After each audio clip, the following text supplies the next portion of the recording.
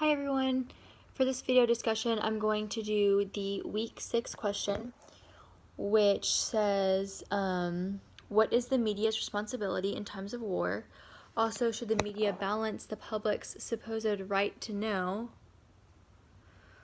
and the government's supposed need for secrecy? Also, think about the issues dealing with censorship. Please provide real-world examples to support your arguments. So, to begin, I think that the media's responsibility in times of war is to inform the public of current events. So essentially, I think that the public has a right to know about what is happening throughout the city, the state, the nation, or even on a global scale. I think that yearning for information is just a basic human need, wanting to know more is just this basic human instinct that we have.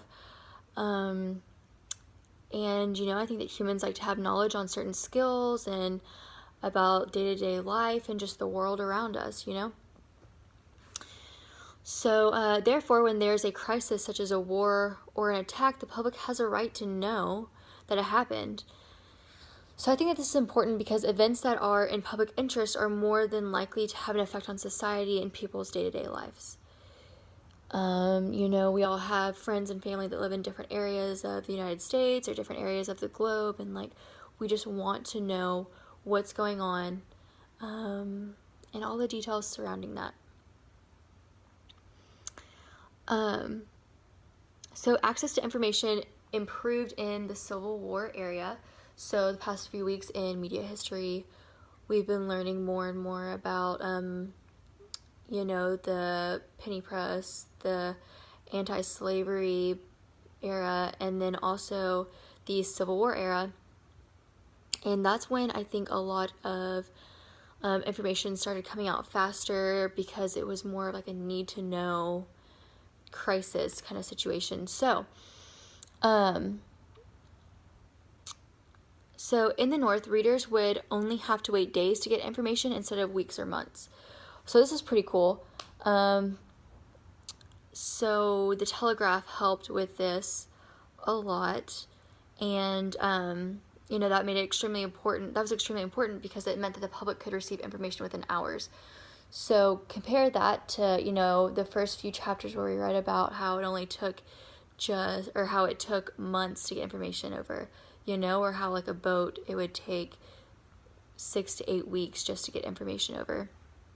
So that compared to where we are now, in the 1860s, where it could even take hours, that's a vast improvement.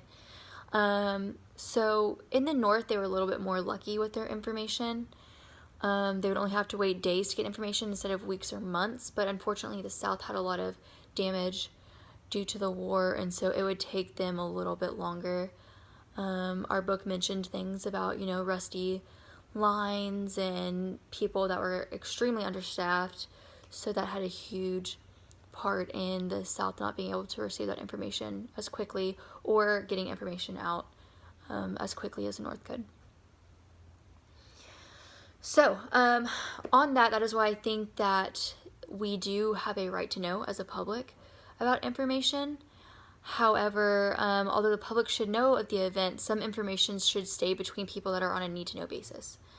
An example, in our book in Chapter 9 on the Civil War, page 167, it mentions how people during the Civil War era, the 1860s, 1861, 1865 to be exact, were obsessed with getting news at a fast pace. Because the reporters were so invested in getting news out sooner, they lacked accuracy in most of the articles. So, the quote reads, hold on.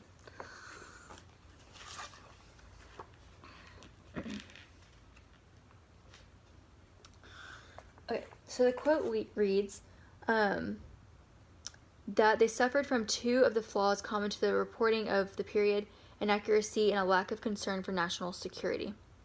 So essentially, people were sharing all the information they had on the war without considering that some of the information could get into the enemy's hands.